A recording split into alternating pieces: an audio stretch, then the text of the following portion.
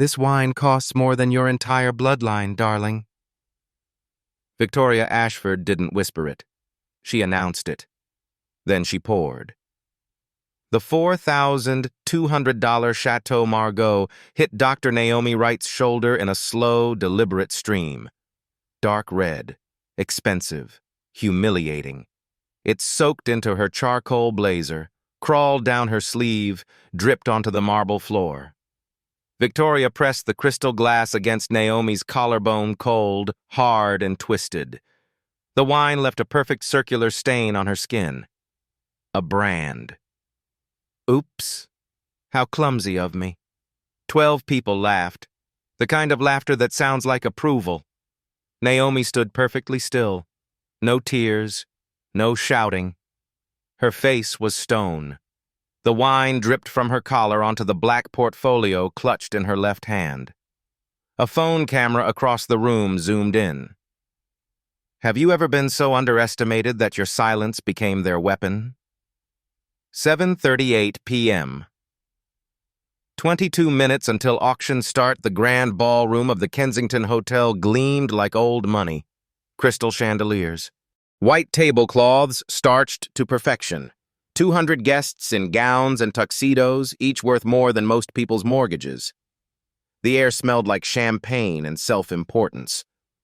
Naomi had walked in through the main entrance.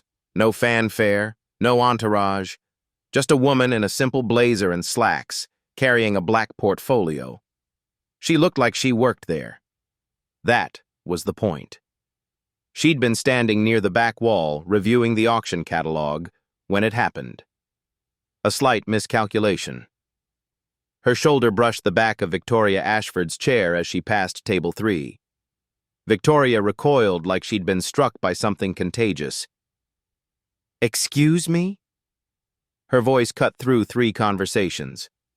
Do you mind? This gown is Valentino Haute Couture. Do you even know what that means? Naomi stopped, turned slightly. Her voice was quiet, even. My apologies. It was an accident. She started to walk away. An accident. Victoria stood now, diamonds catching the light at her throat. Of course it was. Let me guess. You're here serving drinks? Or cleaning? The nearby tables went quiet. Phones lifted subtly. The kind of audience that pretends not to watch while recording everything. Naomi's voice didn't change. I'm a guest. Victoria laughed, loud enough to perform. A guest? Honey, look around. Everyone here donated 6 figures minimum. What did you donate? A GoFundMe link? Her table erupted, polite laughter from the men, delighted gasps from the women. Naomi adjusted the portfolio under her arm, said nothing. That's when Victoria picked up her wine glass. She held it high, theatrical, letting the light pass through the dark red liquid. $350 pour. Vintage 1995. The kind of wine people photograph before drinking. You know what? Victoria's smile was sharp. I'm feeling generous tonight. Let me give you something you could never afford. She stepped closer. The live stream camera mounted discreetly near the stage for the Foundation's Instagram feed had 14,200 viewers. The operator zoomed in without thinking. Victoria tilted the glass. Slowly. The wine poured in a thick ribbon, splashing against Naomi's shoulder. It soaked through the fabric immediately, spreading like blood. The smell hit the air oak, cherry, something expensive being wasted. Then Victoria pressed the rim of the glass against Naomi's collarbone. The cold crystal bit into the skin. She twisted it once, deliberately, leaving a perfect circular wine stain. Oops, she said, stepping back. How clumsy of me. The room fractured. Table 3 applauded. Actual applause. Table 7 sat frozen, one woman's hand covering her mouth. The security guard near the East Entrance officer Dana Mills, 43, black, 15 years on the job, took one step forward, then stopped. She didn't know who needed protecting. The live stream chat exploded. At Kira_NYC, what the fuck? At TruthSeeker88. This is assault at J Maldonado. Someone screen record this now at Verity_J. Who is she? Does anyone know her name? Senator Gregory Ashford, Victoria's husband, silver-haired, mid-60s, raised his phone, took a photo of Naomi standing there, wine-soaked, silent. He smirked as he typed something and hit send. Naomi reached for a cloth napkin from table 3. I folded it once, dabbed at the wine on her collarbone with the precision of someone who'd done this kind of thing before. Her hand didn't shake. She placed the napkin back on the table, edges perfectly aligned. Then she looked directly at Victoria Ashford. "Thank you," Naomi said quietly, "for the introduction." She turned and walked toward the auction catalog table. Her shoes made no sound on the marble. The room stayed silent for 3 full seconds.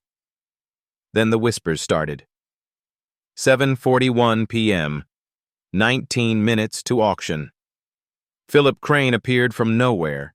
Mid-40s, white, in a foundation-branded blazer that fit too tight across the shoulders. Event coordinator. Middle management written into his posture. "Ma'am." He touched Naomi's elbow. Light, but insistent. "I need you to come with me. We've had a complaint." Naomi stopped, looked at his hand on her arm. I looked at his face. "A complaint," she repeated. Flat. A statement, not a question. "Mrs. Ashford is a platinum-level donor. She's contributed over $2 million to this foundation." Philip's voice dropped to a whisper. "I'm sure this was just a misunderstanding, but a misunderstanding. If you could step outside, we can discuss." "I was assaulted," Naomi said. Same quiet tone. "In front of 14,000 witnesses." She gestured toward the live stream camera mounted near the stage. Philip's face went pale. He glanced back at table 3. Victoria was reapplying lipstick unbothered while her husband scrolled through his phone. "Ma'am, I understand you're upset, but—" "I'm not upset." Naomi's voice was silk over steel. "I'm documenting." Philip hesitated. His radio crackled. A voice. "Philip, we need you at the entrance." VIP arrival. He looked at Naomi. I looked at Victoria. I made a choice. "Security will escort you out." "I'm sorry." He didn't sound sorry. Officer Dana Mills crossed the ballroom in 8 strides. Her partner officer Kevin Rourke, white, early 30s, followed. Dana had seen Naomi somewhere before. She couldn't place it. Something about the way the woman stood. Too calm. Too still. "Ma'am," Dana said carefully, "we need to ask you to leave." Naomi tilted her head slightly. "On what grounds?" "Trespassing. I'm on the guest list." Dana pulled out her tablet, scrolled, frowned. "What's your name?" "Check table 1. Dana's finger stopped moving. Table 1 was the highest donor tier, 5 seats, $500,000 minimum. She scrolled to table 1. 5 names. All marked anonymous donor. She looked up. "You're not listed by name." "No," Naomi said. "I'm not." Kevin stepped forward. "Ma'am, if you're not on the list—" Naomi's voice cut through. "Call Gerald Whitmore." Dana's breath caught. Gerald Whitmore, chairman of the Kensington Foundation Board, the man who signed every check. Philip had returned, sweating now. "Anonymous donors are pre-cleared by the executive committee only. You can't just—" "Then call him," Naomi repeated. Philip pulled out his phone. His hands shook slightly as he dialed. 7:43 p.m. Wow. 17 minutes to auction. The live stream had 18,400 viewers now. A TikTok influencer at Table 12 at Justice Jenna, 840,000 followers went live on her own account. "Y'all," she whispered into her phone. I'm watching a black woman get humiliated at a charity auction. They poured wine on her, and now they're trying to remove her. I'm disgusted. Her live hit 61,000 viewers in 90 seconds. Someone on Reddit posted a screen recording. /public freakout. Rich white woman assaults black guest at NYC charity auction. 18,400 upvotes in 4 minutes. Philip's phone rang. He stepped away, pressing it to his ear. His face went from pink to gray in 10 seconds. When he came back, his voice was different, smaller. Dr. Wright. He couldn't meet her eyes. I apologize. There was a miscommunication. Naomi said nothing. Philip swallowed. If you'd like to take your seat at table 1. Naomi raised one hand. He stopped talking. She opened her portfolio, pulled out a single sheet of paper, held it up, not to Philip, to the room. The live stream camera zoomed in. Letterhead. Wright Capital Group. Board of Directors. Reacquisition of Dubois Estate Collection. Final payment. $18 million. The chat exploded. At artworld_T. Wait. Wright Capital owns half the galleries in Brooklyn at Melissa_R. Is she the Naomi Wright? At Black Wall Street. She's a billionaire. Naomi lowered the paper. I looked at Philip. I'll stand, she said. 46 p.m. 14 minutes to auction. The murmur started at table 7. Spread to table 9. By the time it reached the bar, it was a wave. Wright Capital. That's Wright Capital. The woman who funded the African diaspora wing at the Met. Naomi stood exactly where she'd been standing. Wine is still damp on her shoulder. The portfolio closed now, held against her side. Her face gave nothing away. Victoria Ashford's smile had frozen. She set down her empty wine glass too hard. It clinked. That's absurd, she said loudly. If she were actually someone important, she wouldn't be dressed like... She gestured at Naomi. Like that.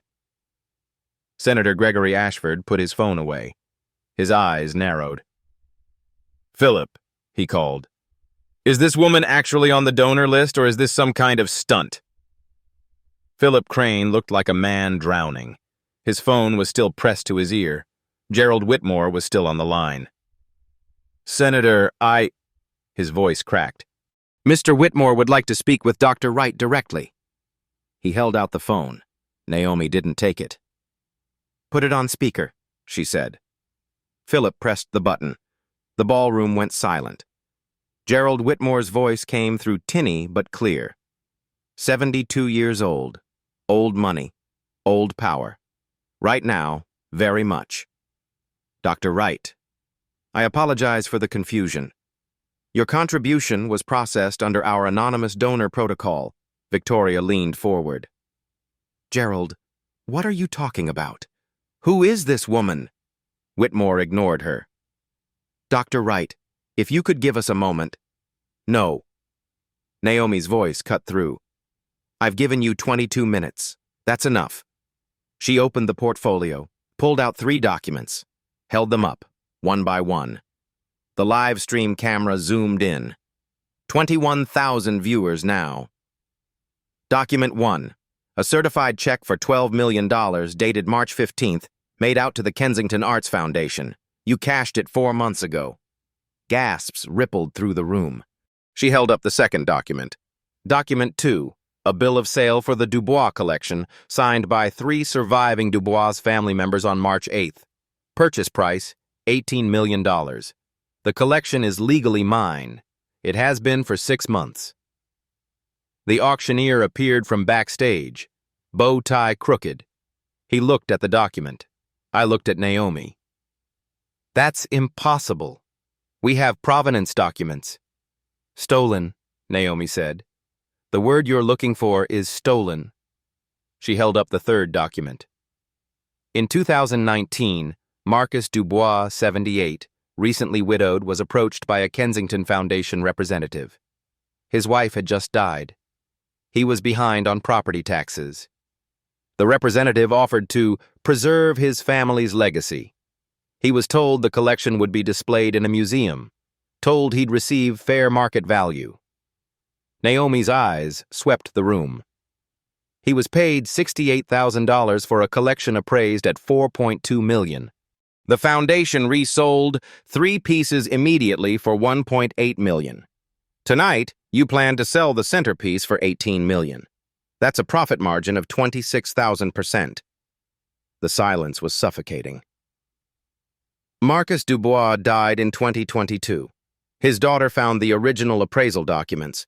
She contacted me in September. I investigated. What I found was a pattern.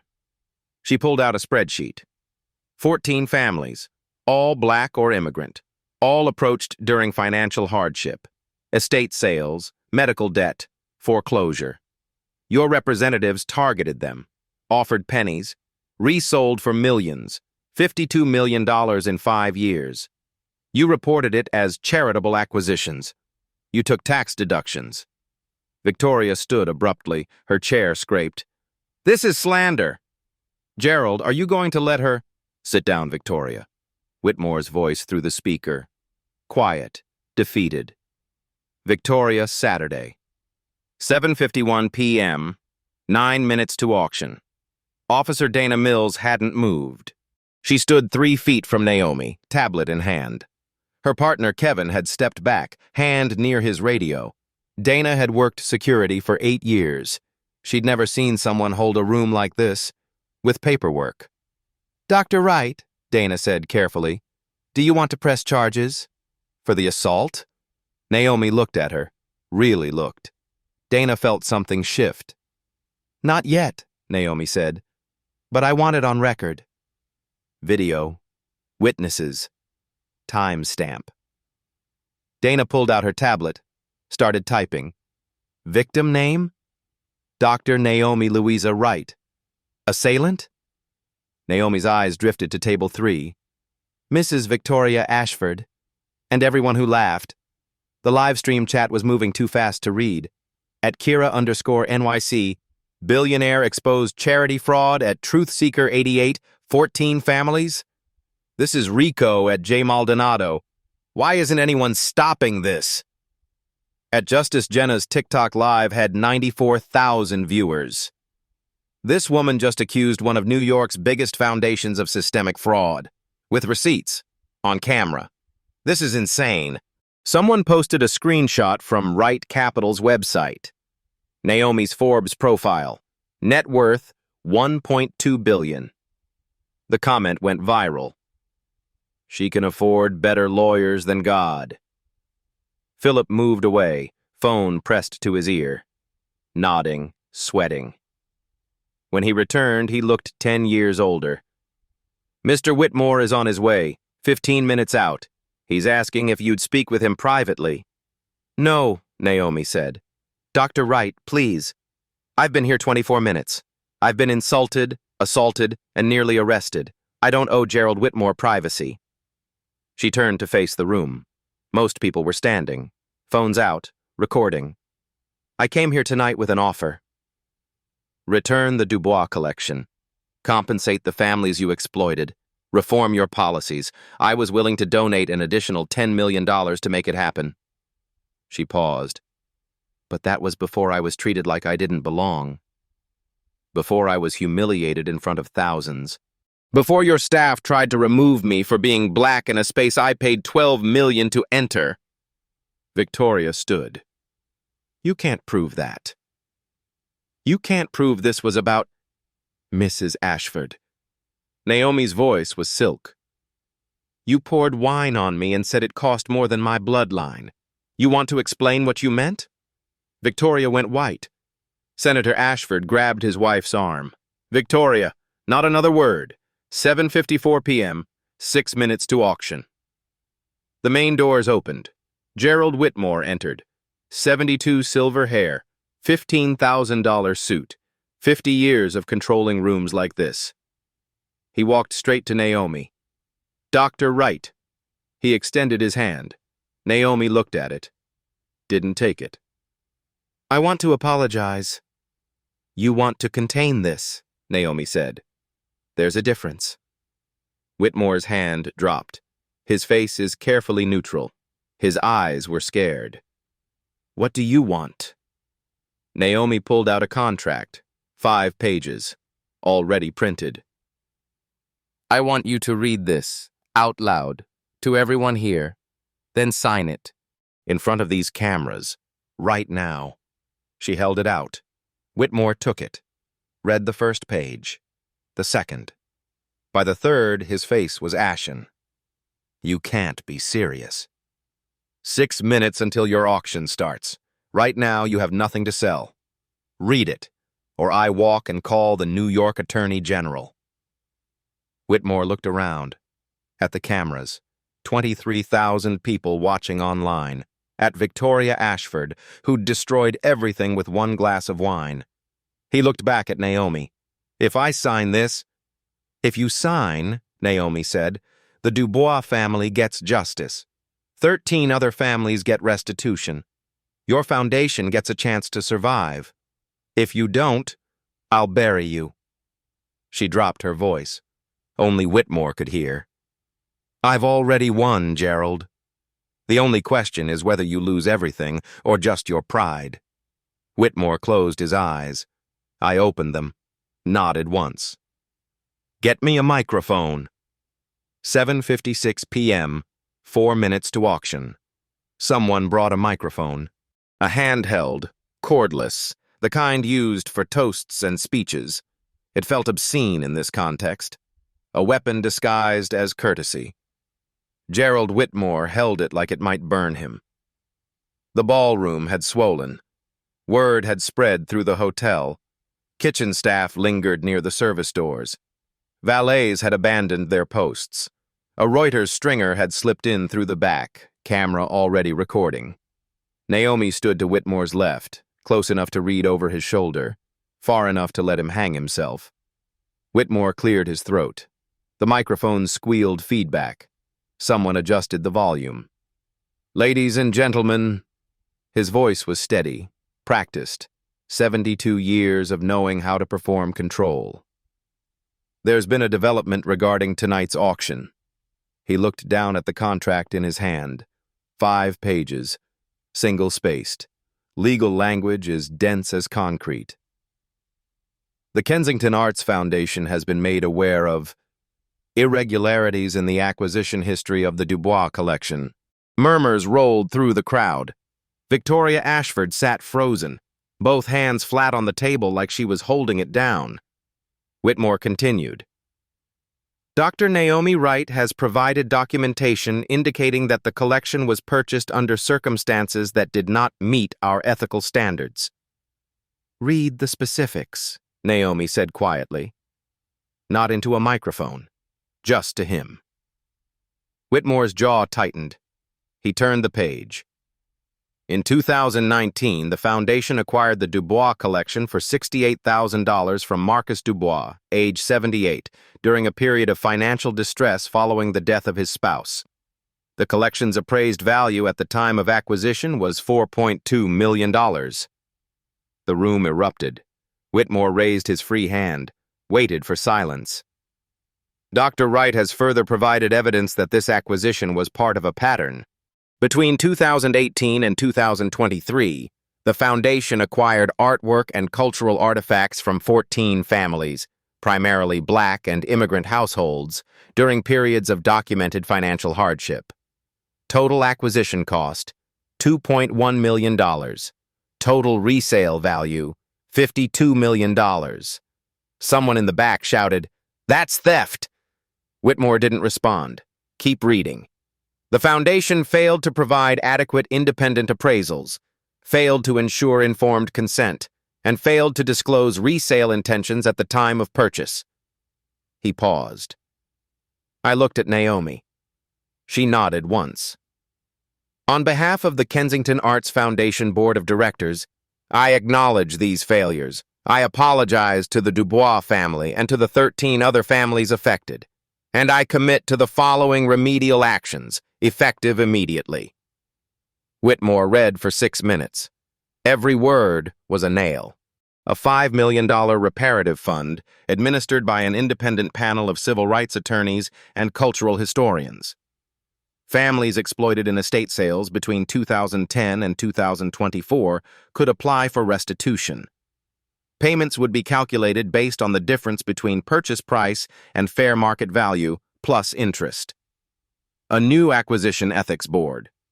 No art purchase over $100,000 could proceed without approval from a panel that included representatives from descendant communities, a legal ethics attorney, and a cultural historian. Mandatory training for all staff, board members, and major donors. 8 hours of implicit bias workshops. 4 hours of racial equity seminars. Annual recertification required. A public transparency portal. Every acquisition over $50,000 would be logged in real time. Seller identities with consent would be published. Purchase prices and subsequent resale values would be tracked and made public. A protected whistleblower hotline for reporting unethical practices. And the centerpiece, the Dubois collection would be donated to the Smithsonian National Museum of African American History and Culture, in the Dubois family's name, with a permanent plaque acknowledging Marcus Dubois and his late wife, Eleanor. When Whitmore finished, the silence was absolute. He lowered the microphone. I looked at Naomi. Is this acceptable? Naomi took the contract from his hand, turned to the last page, pointed to the signature line. Sign it. Whitmore pulled a pen from his jacket. Mont Blanc. Probably cost more than Marcus Dubois' original payment. He signed, date, time, witness line. Naomi took the contract back, hold it up to the nearest camera.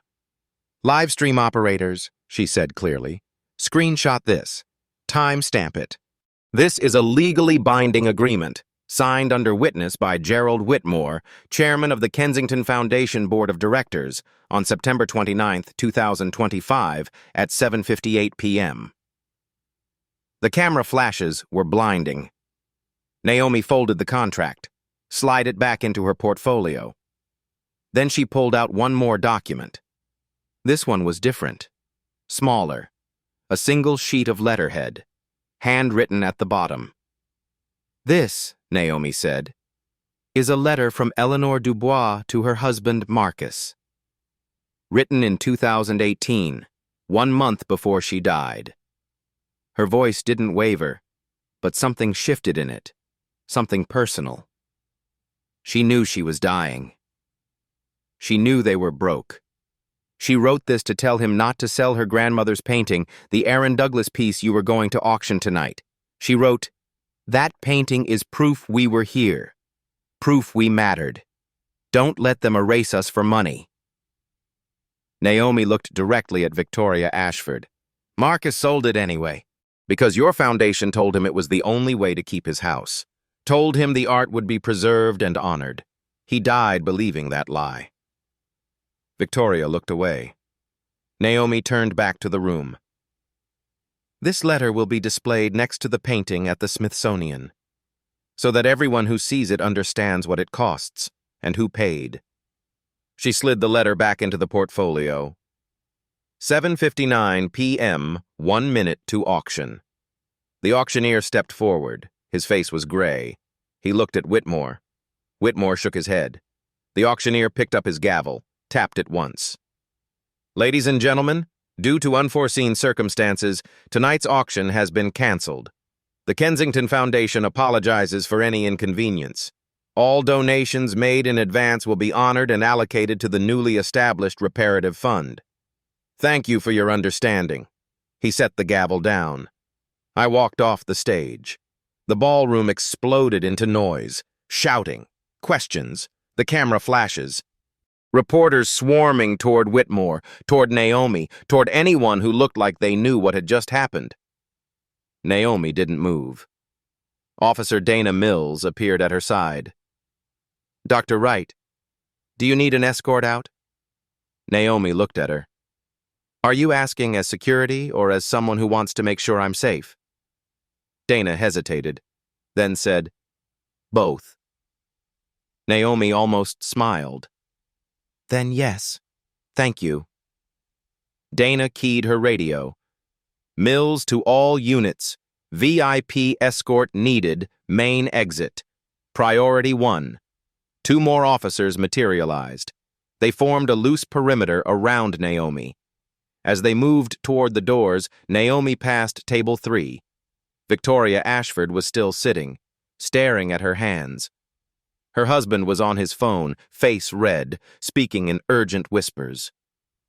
Naomi stopped. Victoria looked up.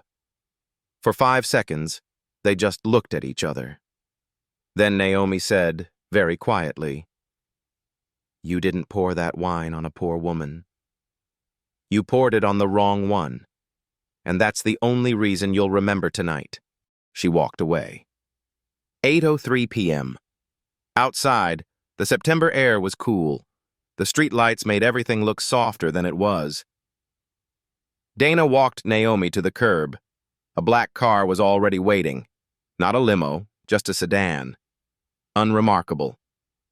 "Dr. Wright," Dana said. "For what it's worth, that was the bravest thing I've ever seen." Naomi looked at her. "It wasn't bravery. It was preparation. There's a difference." She handed Dana a business card. "If you're ever interested in real security work, the kind that protects people, not institutions, call me. I'm launching a corporate ethics division. I need people who know how to see what's wrong and do something about it." Dana took the card. I stared at it. "You're serious." "I don't do anything else." Naomi opened the car door. Paused. "And Officer Mills?" "Thank you for not assuming. Most people did." She got in. The car pulled away. Donna stood on the curb, business card in hand, watching the taillights disappear. Behind her, through the glass doors of the Kensington Hotel, chaos continued. But Naomi Wright was already gone. September 30th, 2025. 9:47 a.m. The emergency board meeting was called for 10 a.m. Gerald Whitmore had sent the email at 11:34 the previous night. Subject line, urgent, crisis protocol. 16 board members, 14 showed up. Victoria Ashford was not one of them. The boardroom occupied the 42nd floor of the Helmsley building, floor-to-ceiling windows. Manhattan spread below like a kingdom. But this morning, no one looked at the view. Whitmore sat at the head of the table. He'd aged a decade overnight. The bags under his eyes cast shadows. "Before we begin," he said, "I want to be clear. Dr. Naomi Wright is not bluffing. Our legal team reviewed her documentation. It's airtight. If we fight, we lose. The foundation dissolves. Criminal charges follow. Some of us go to prison." Silence. Board member Patricia Chen, 61, former museum director, spoke first. "How did this happen?" "We have compliance officers, auditors. We have people who report to us," Whitmore said flatly. "We stopped asking the right questions years ago." Richard Torres, hedge fund manager, leaned forward. "What about the Ashfords?" "Gregory's campaign accepted $400,000 from us." "It is public," Whitmore interrupted. "The live stream had 48,000 viewers by the end. The video's been viewed 6.2 million times as of 8 a.m. The Times, the Post, CNN all ran stories overnight. Gregory Ashford issued a statement at 6:30, returning every dollar." He pulled up his laptop, projected an image, a New York Times headline, "Billionaire exposes systemic fraud at elite NYC charity." Below it, a photo. Naomi Wright, wine-stained, standing calm while chaos erupted around her. "That," Whitmore said, "is what we're dealing with." Patricia Chen pulled out her phone, read aloud. "Wright Capital Group, founded 2011, assets under management, 8.4 billion. Dr. Naomi Wright holds a PhD in art history from Yale, MBA from Wharton. She's funded 12 cultural institutions, endowed 6 HBCU professorships, serves on the Whitney and Brooklyn Museum boards.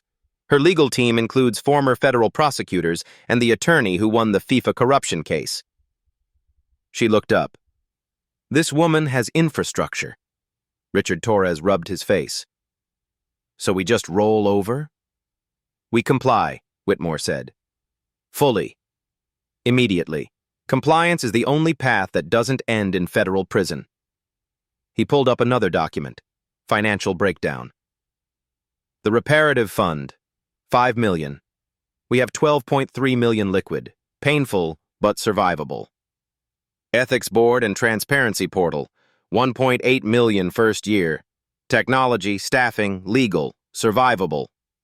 Mandatory training, $200,000 annually, minor. He paused. But here's what isn't in the contract. Dr. Wright filed a formal complaint with the New York State Attorney General. She's requesting a full forensic audit of every acquisition since 2010. That audit will cost $3 million. And if they find additional violations, the state can impose fines up to 10 times the value of misappropriated assets. Patricia went pale. 10 times $52 million is $520 million, Whitmore finished, which we don't have. The foundation liquidates. Every board member could be held personally liable under nonprofit malfeasance statutes. Dead silence. David Kim, attorney, quiet until now, spoke carefully. What's her endgame? If she destroys us, the reparative fund disappears. She gets nothing. She gets precedent, Whitmore said. A case that changes nonprofit law nationwide. She makes an example of us. That's worth more than money. He leaned back. I spoke with her attorney this morning, Marissa Okonkwo. Several people nodded. Okonkwo had prosecuted 3 Fortune 500 executives, won every case. Ms. Okonkwo made Dr. Wright's position clear. The signed contract is a settlement offer. If we comply fully, Dr. Wright will request the AG limit the audit to the 14 identified cases. She'll advocate for reduced penalties. She'll make a public statement acknowledging our cooperation. And if we don't, Patricia asked, then she stops being cooperative. The audit expands to every transaction since 2005. She files civil suits on behalf of all 14 families. She uses her platform 6 million people watching to ensure we never raise another dollar. And she pursues criminal charges under theft of cultural property, which carries 20 years maximum. Richard laughed bitterly. So no choice. We had a choice, Whitmore said. In 2019, when Marcus Dubois walked in. Every time we underpaid a grieving family and called it charity. We chose wrong. This is the consequence. 10:34 a.m. The vote was unanimous. Full compliance. Implementation immediately. Whitmore would remain chairman through transition, but not seek re-election. Victoria Ashford's board seat. Terminated. Cause. Conduct unbecoming. Violation of non-discrimination policy. Vote 16-0. Her allies didn't defend her. Senator Ashford's campaign released a second statement at 10:52. His wife would be taking time away from public life to reflect and seek education on racial equity. PR language for exile. By noon, 3 other foundations announced voluntary audits. By 2 p.m., #RightStandard was trending. Transparency, accountability, descendant consent in cultural acquisitions. By 5 p.m., New York State Senator Alicia Ramirez introduced the Estate Sale Transparency Act. Independent appraisals required for sales over $100,000. 7-day waiting period for sellers over 65. Nicknamed the Dubois Act. September 30th, 2025. 6:18 p.m. Naomi sat in her Tribeca office, floor-to-ceiling windows. The city is glowing gold. Her assistant Kendra, 29, sharp-knocked once. Dr. Wright, Whitmore's office confirmed. Full compliance, first reparative checks within 30 days. Naomi nodded, didn't smile. And the Dubois family? I spoke with Claudette Dubois this afternoon. She cried for 10 minutes, then asked if she could meet you. Set it up. Private, no press. Kendra made a note. Also, Officer Mills called about your job offer. Good. Schedule her next week. Kendra hesitated. There are 217 interview requests. CNN, MSNBC, The Times, NPR, BBC. Everyone wants a statement. Naomi turned her chair. I looked at the city. One statement, written, no interviews, posted on our website and socials. I'll draft it tonight. Yes, ma'am. Kendra left. Naomi sat alone. The city spread below. She thought about Marcus Dubois. Eleanor's letter. 14 families told their history wasn't valuable enough to fight for. She thought about the wine on her shoulder, the glass pressed into her skin, the laughter, and Victoria Ashford's face when the room finally understood. Power didn't announce itself. It waited. And when it moved with precision. October 15th, 2025. 11 a.m. The Smithsonian National Museum of African American History and Culture stood on the National Mall like a crown. Bronze-colored panels, 3 tiers. A building designed to hold memory. Today, it held justice. The dedication ceremony for the Dubois collection was invitation only. 200 guests. No press pool. Just one official photographer and a C-SPAN camera. Naomi had requested it that way. She stood backstage in a navy suit. Simple. No wine stains this time. Kendra adjusted the microphone clipped to her lapel. 5 minutes, Dr. Wright? Naomi nodded. Through the curtain gap, she could see the front row. 3 women, late 60s to early 80s, black, dressed in their Sunday best. Claudette Dubois, 71.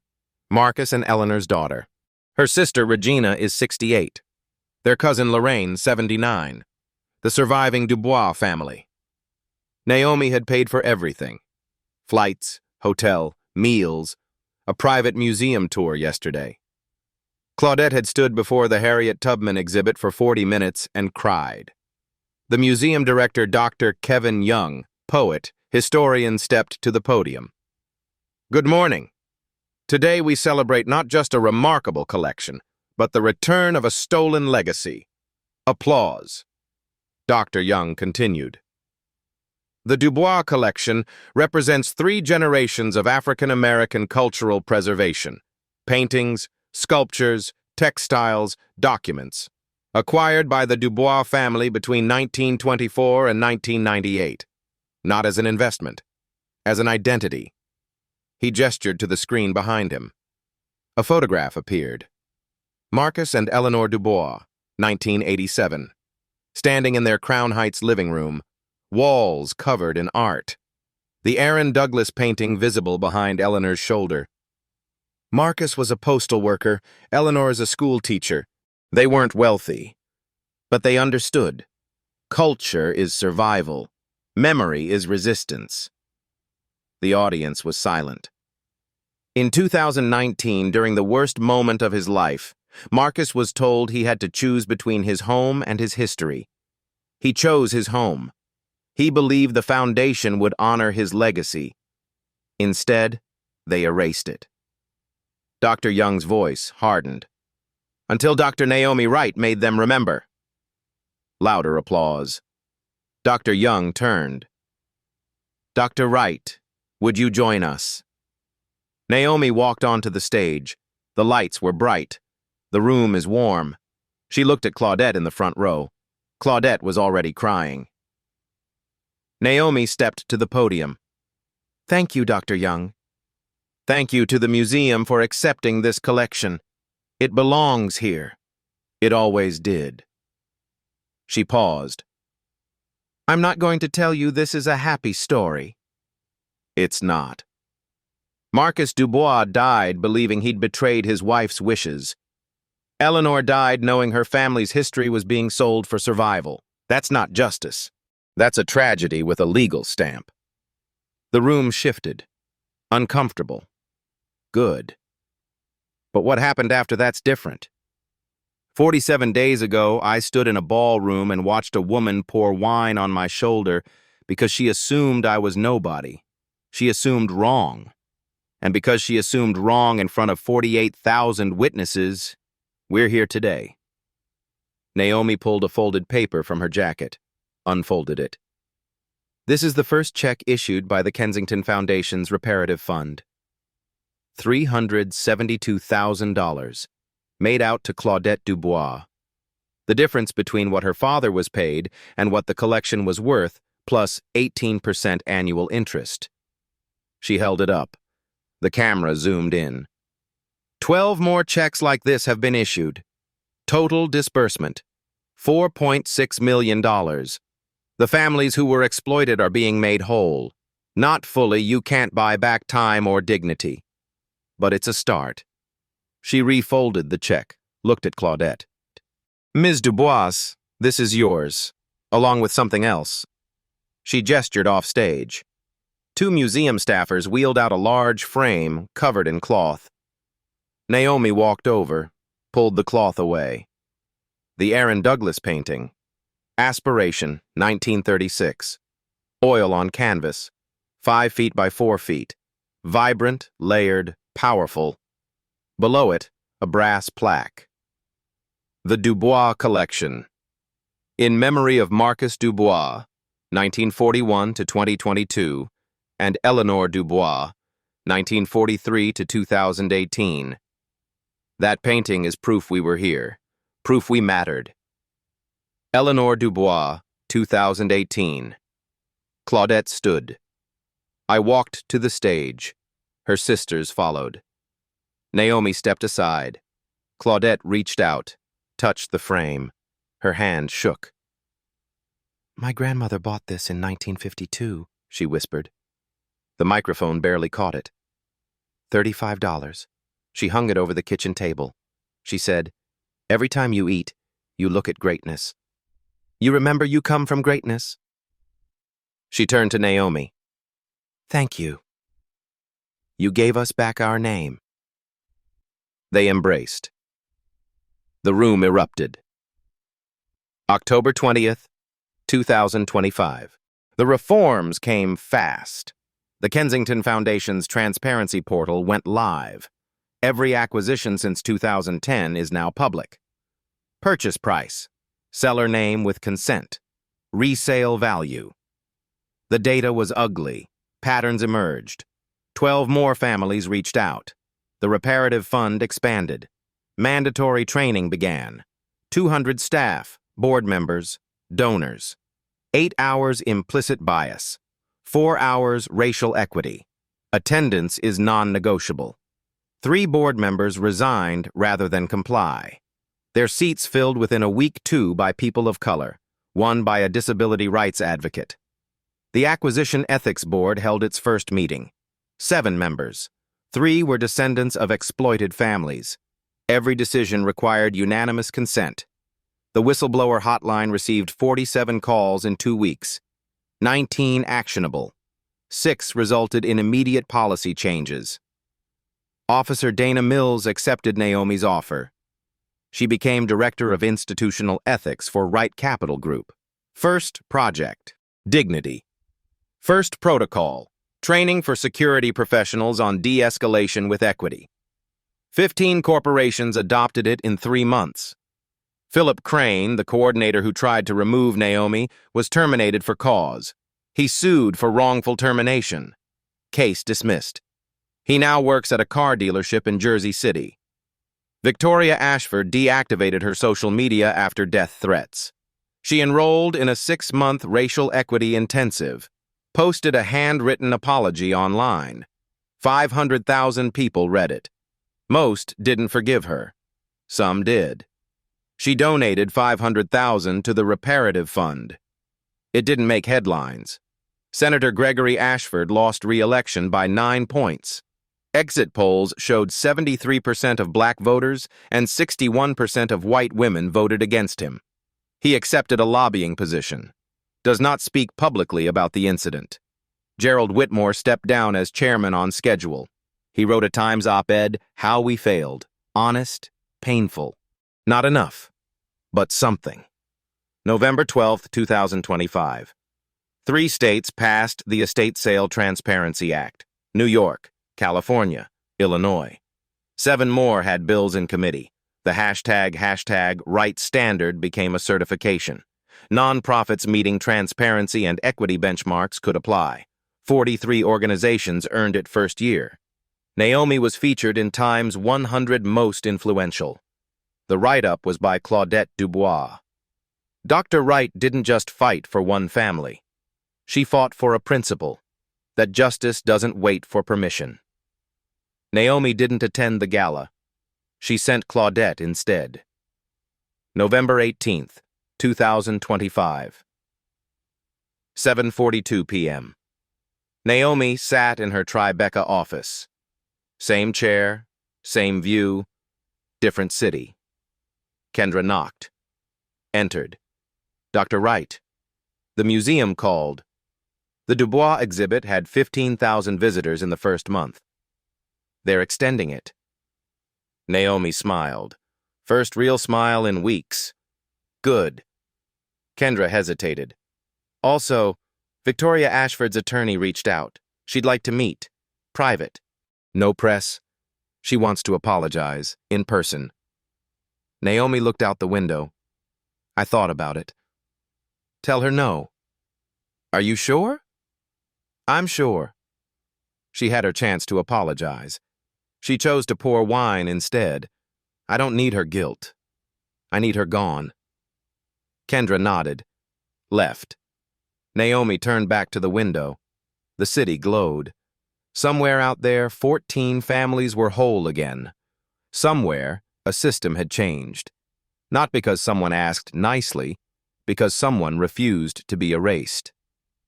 December 10th, 2025. 2:33 p.m.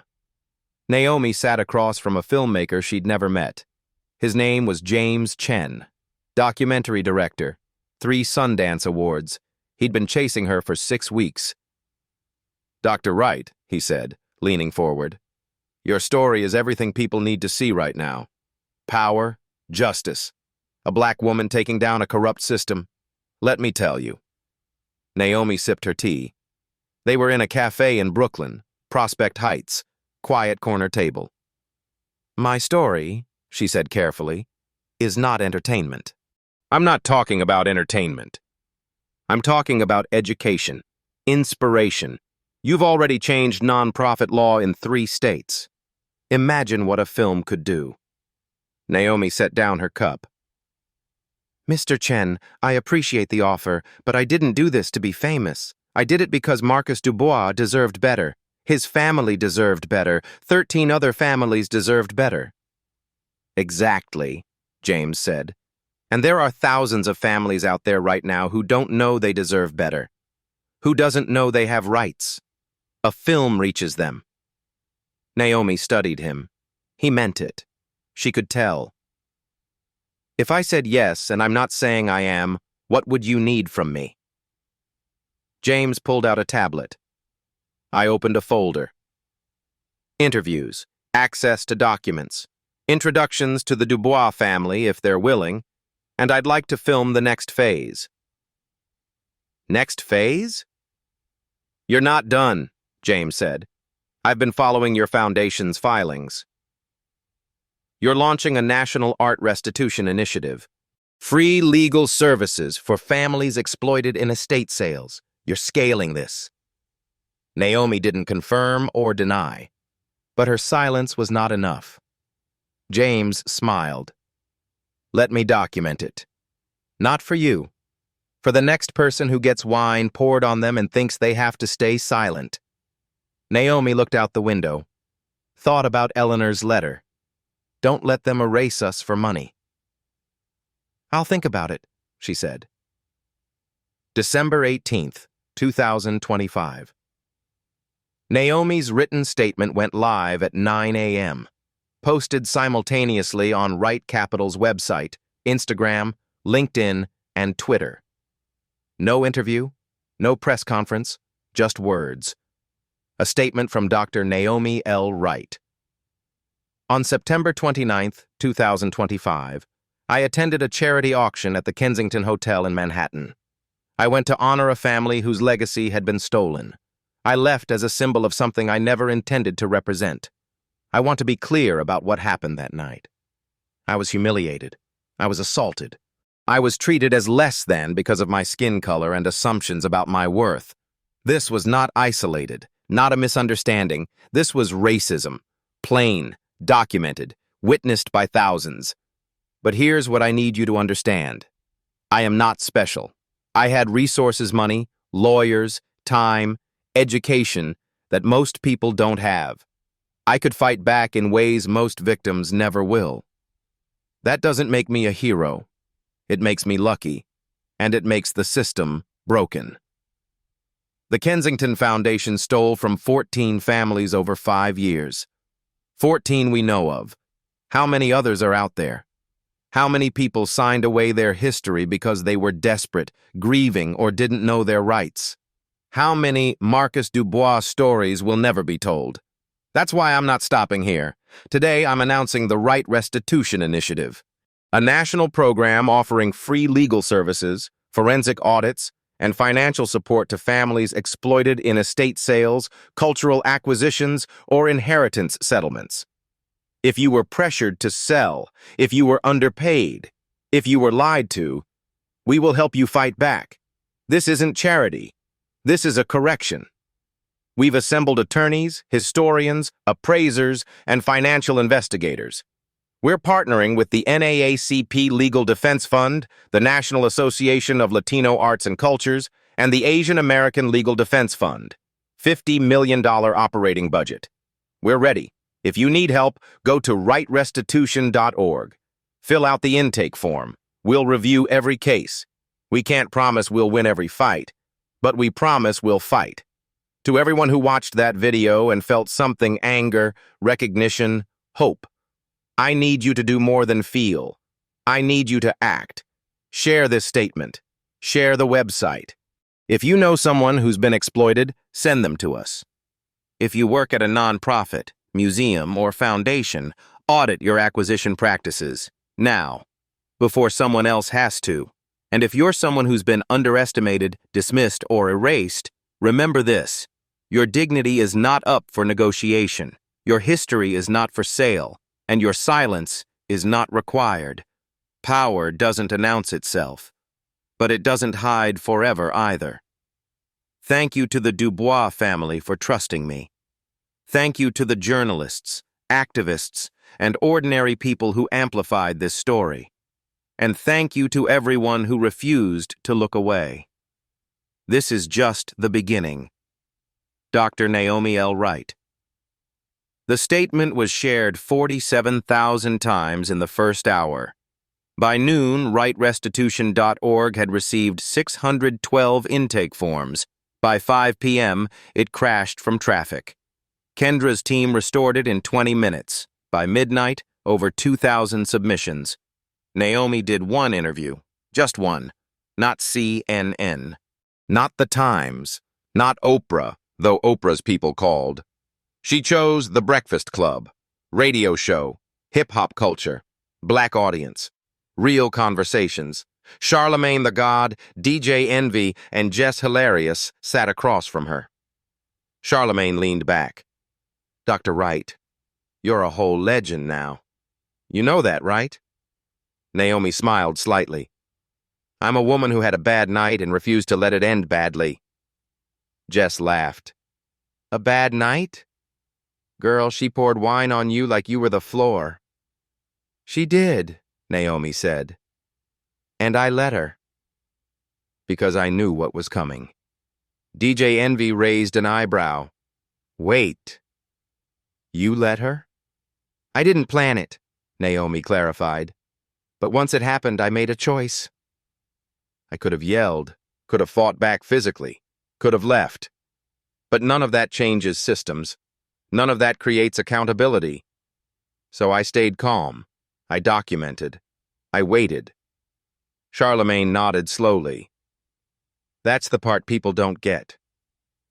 You didn't just embarrass her. You dismantled the whole operation. I exposed it, Naomi corrected. The operation dismantled itself. Corruption always does if you shine enough light. Jess leaned forward. Okay, but real talk. What did it feel like? At that moment? Wine dripping? Everyone was laughing. What's going through your head? Naomi paused, looked down at her hands. Honestly? I thought about my grandmother. She was a sharecropper's daughter in Alabama. She cleaned white people's houses for 40 years. She told me once, "Baby, they gonna try to make you small. Don't you let 'em. You be so big they can't ignore you." Her voice was quiet but steady. So that's what I did. I got big. Not loud. Big. The room was silent for 3 seconds. Then Charlemagne said, "That's it." That's the quote. Print that on everything. The Right Restitution Initiative's first case went to court.